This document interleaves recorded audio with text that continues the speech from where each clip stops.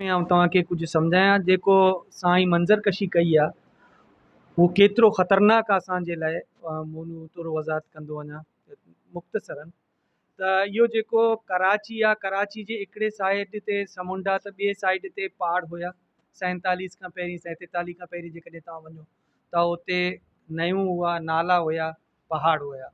इहो कराची जहिड़े तरीक़े सां बेअंगम तरीक़े सां वधियो आहे, उन खां पुठियां जेके नाला बंदि थी विया, जेके लियारी नदी इन्हनि ख़राबु कयो, हाणे अची पहुता आहिनि मल्लीर नदीअ ते। ऐं हिकिड़ो रेती बजरी जो मेन इशू खयों आहे त कराची जो ज़ेर ज़मीन या असांजे मल्लीर जे ज़मीननि जो जेको पाणी आहे उहो ज़ेर ज़मीन इन्ही नयनि जे बरकत सां आहे। जेकॾहिं इहे नयूं आहिनि, इहे पहाड़ आहिनि त ईअं असांजा नयूं आहिनि। ऐं हाणे असां खां इहो कनि पिया त असांजा जेके पहाड़ उहे कटिजनि पिया।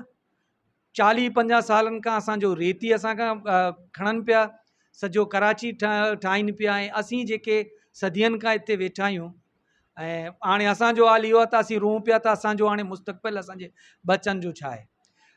मल्लीर नदी त खणनि पिया, हाणे मल्लीर नदी ते वरी मल्लीर एक्सप्रेस वे ठाहिनि पिया। मल्लीर एक्सप्रेस वे ठाहिण खां पुठियां इन्हीअ ज़मीननि ते हाणे उहे फैक्ट्रियूं ठाहिण जा उहो परमिशन पिया ॾियनि। हिकिड़ा फॉर्मेशन त हुननि ॾेई छॾिया आहिनि, 3 फैक्ट्रियूं हिते मामा सिद्दीक़ जे जेको डैम आहे इन जे साम्हूं WT जो इलाइक़ो आहे, हिते हाणे उहो फैक्ट्री पिया ठाहिनि।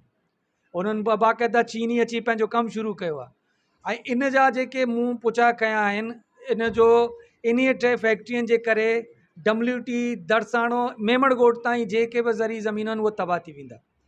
इहो हिकिड़ो अलार्मिंग पोज़ीशन आहे असांजे लाइ। ॿियो, जॾहिं साईं बि केस 30 सालनि खां रेती बजरीअ जे ख़िलाफ़ु विड़े पियो, अफ़सोस त मूंखे इहो आहे त असांजा पंहिंजा वेही सीटनि ते वज़ीर बि थियनि पिया ऐं हुक्मराननि सां गॾु बि वेठा आहिनि, पर उन्हनि अञा ताईं रेती बजरी जा जेके कानून पास थिया आहिनि उन्हनि ते बि केरु अमल करण लाइ तयारु कोन्हे। असांजो हिकिड़ो MP शहीद थी वियो इन रेती बजरी जे करे।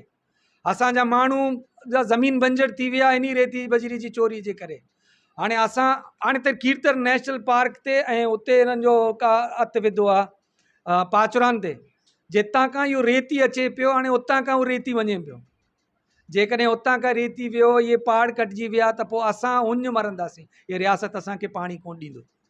ऐं असां साईं केस करे पियो, असां बि सुप्रीम कोर्ट वञूं पिया कीर्तर नेशनल पार्क सां गॾु जेके बि पहाड़ आहिनि, जेके बि नयूं आहिनि, असां सुप्रीम कोर्ट खे चऊं त पंहिंजे कानूननि जे हिसाब सां, हिकिड़े त पंहिंजा